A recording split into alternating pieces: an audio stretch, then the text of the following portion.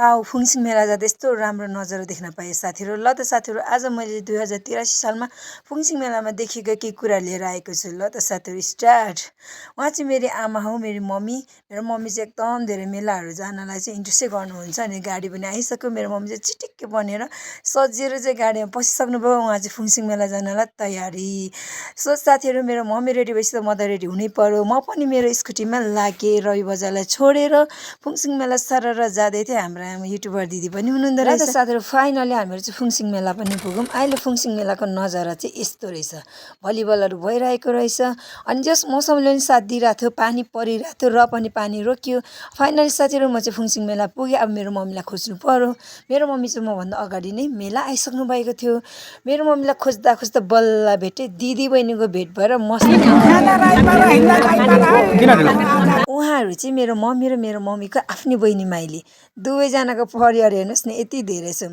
र त साथीहरू पहिला फोटोसुट भिडियो त गर्नु पर्यो फ्यामिलीहरूसँग। त्यस पछाडि फोटो भिडियो सकेपछि मेरो मम्मीहरू यहाँ धान नाच्न थाल्नुभयो सबै फ्यामिली। मेरो मम्मी त यस्तो धान नाच रुचाउनुहुन्छ कि साथीहरू। त्यस पछाडि म बजारतिर घुम्न थालेँ। यस्तो मिठो मिठो खानेकुराहरू देखेर खाउँ लाग्यो साथीहरू। उहाँ चाहिँ जुना लिम्बू दिदी हो। उहाँको चाहिँ किवीको आइटमबाट धेरै जुसहरू रक्सीहरू चाहिँ आइटम बेच्नुहुन्छ। उहाँले चाहिँ हामीलाई चाहिँ स्वागत छ है, वेलकम छ है भनेर उहाँको पसलमा चाहिँ यति धेरै मान्छे थियो कि त्यस पछाडि म त्यहाँबाट निस्केर यस्तो हेरेको त फोहोर मलाई कस्तो राम्रो बनाएको छ। यति भइदियो भने नि फोहोर कम्ती हुन्छ नि त। ल त साथीहरू फुङसिङ मेला अझै भर्न बाँकी नै छ। यो पारीको डाँडामा नगए त मलाई चित्तै बुझ्दैन।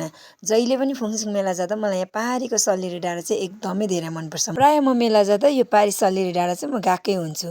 ल त साथीहरू फोटो भिडियो बनाएर पनि अब म चाहिँ लागेँ फेरि ओह्रालो। छेउबाट हेर्न चाहिँ एकदम धेरै रमाइलो हुन्छ साथीहरू, तपाईँहरू पनि हेर्न सक्नुहुन्छ।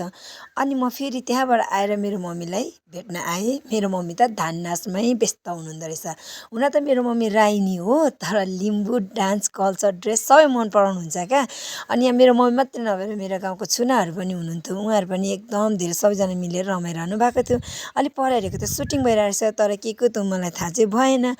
मेरो मम्मीहरू चाहिँ एकदम धेरै रमाइलोसँग उहाँहरू चाहिँ धान नाचिरहनु भएको थियो। धान नाचिसकेपछि मेरो मम्मीहरू आराम लिँदै हुनुहुन्थ्यो, गफसफ गर्दै खाजाहरू खाएर यहाँ बस्दै हुनुहुन्थ्यो। अनि मलाई चाहिँ भोक लागेर साथीहरू म चाहिँ यहाँको नजारा एकचोटि हेरेर खाजा खान जाउँ भनेर अनि सुजन र म चाहिँ खाजा खानेतिर लाग्यौँ। अब मैले खाने भनेको यही पानीपुरी चटपटाइ त हो नि होइन साथीहरू।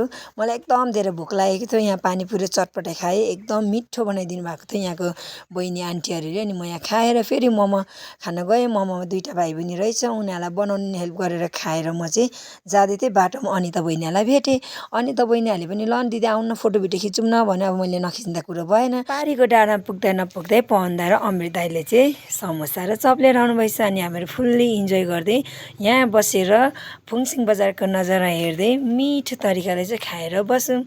त्यस पछाडि अब साँझ पर्ने बेला थियो नि त। हामीले त्यहाँको खाजासाजा खाइसकेपछि हाम्रो दाइ र भाउजूले चाहिँ फोहोरहरू उठाउनु भयो। गर्नुभएको काम चाहिँ घुटो। मेलामा जाँदै गर्दा जीवन दाइसँग एक्कासी भेट भयो। सहयोग भनेको सानो ठुलो हुँदैन, मैले जति सकेको सहयोग गरिदिएँ। त्यस पछाडि म त्यहाँबाट फर्किँदै थिएँ। हाम्रो गाउँको दिदीहरू पनि चट्ट परेर मेला आउनु भएको रहेछ। त्यस पछाडि अनिता बहिनी हामीहरू चाहिँ चिजबल खाने भनेर रेडी भयौँ।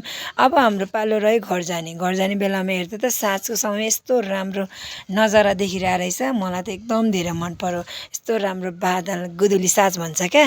अब यो मेला बजार त छोडेर जानु पर्यो साथीहरू।